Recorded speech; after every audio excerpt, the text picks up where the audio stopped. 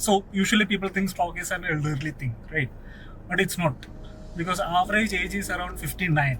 That means half of the stroke patients is below 60. So it's not an old age problem actually. Mhm. We have worked with patients 35, 40, but after their stroke they look like 50, 70, 80 because they were like their life was ruined.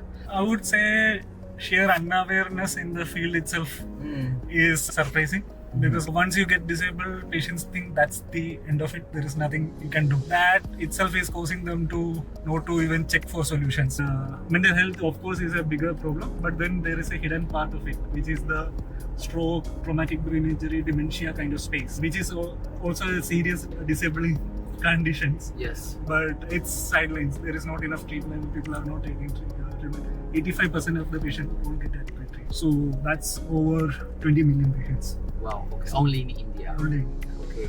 I had a patient in my building. He had a stroke at the age of 39. He was having a troubled life. He got out of that and he was stuck at home. So I used to talk to him about these things. And finally, when we had our solution, we have included him in our clinical study as well. So for 4 years, he had zero movement in his left hand.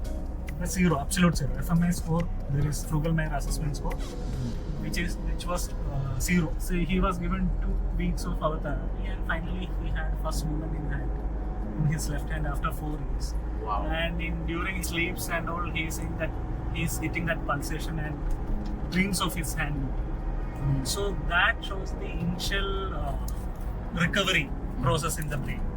So dreams are reinforcing that movement patterns in the mind, and he was so happy.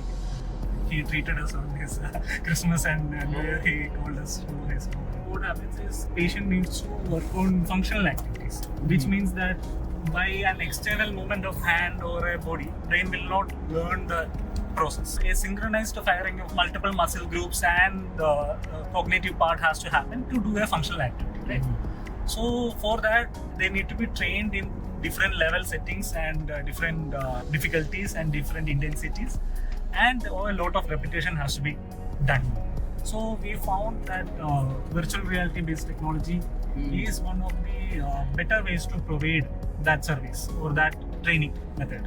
Unlike a display based solution, the feedback goes into the brain as a real experience rather than something in the visual. That's a phenomenon of immersive virtual reality.